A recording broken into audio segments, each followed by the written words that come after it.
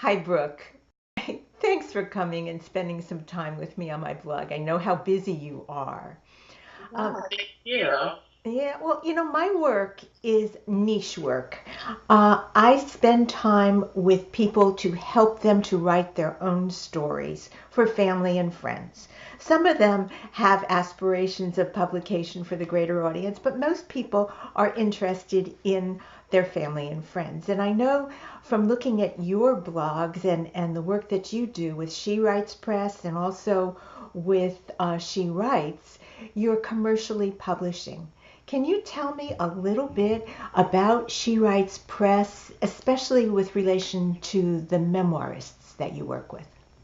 Yeah, thank you. Of course, we consider ourselves a hybrid press, and so what that means is that we're someplace in between traditional and self-publishing, and so we are never going to quite be a traditional publisher because the way that our business model works, we are author subsidized. So the author Mm-hmm. invests something with us, and on the tail end, they get a higher royalty, much higher royalty payment than the traditional publishing industry offers.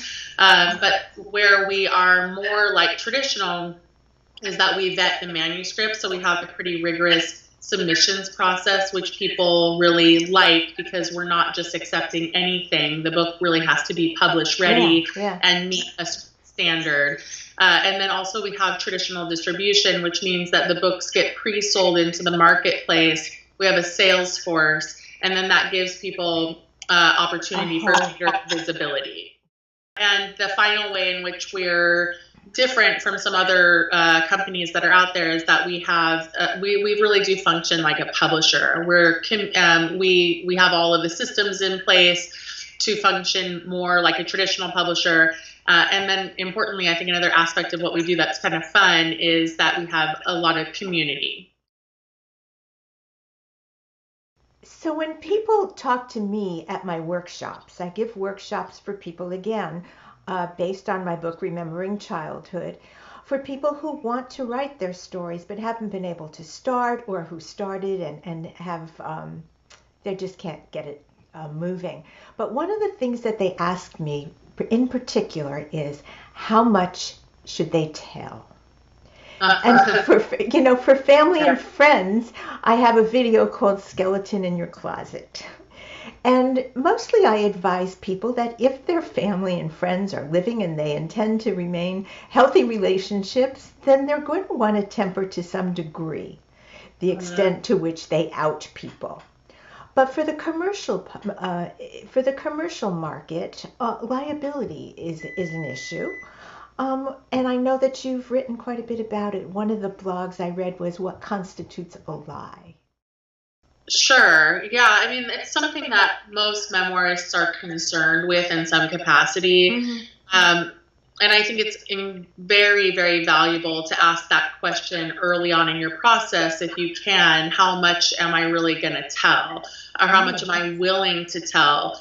I think some authors benefit from telling the whole story Mm-hmm. and cutting later, because one of the things I know that happens is that people self-censor and then they lose a lot of their story in the process. And Linda Joy and I, who teach our memoir workshops together, also believe that the process of telling all is very healing.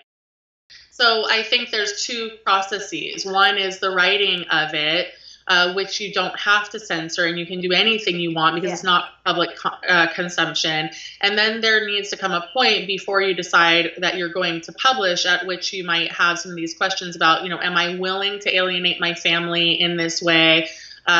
Is this, do I want to take this next step? And then with questions of liability, the thing that I write about is that it's often not as bad as people think. People Yeah. often think that they can't say many things that they in fact can say. And people are often more worried about outing their family or hurting someone they love than really is. It's not usually about legal concerns.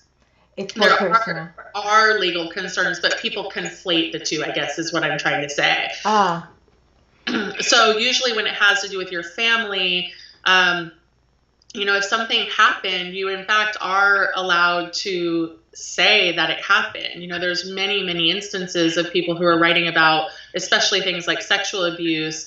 And yes, it is damaging to the person's reputation, but if it really happened, Yeah. then it just, usually the person who's being accused is not going to sue the other person in court.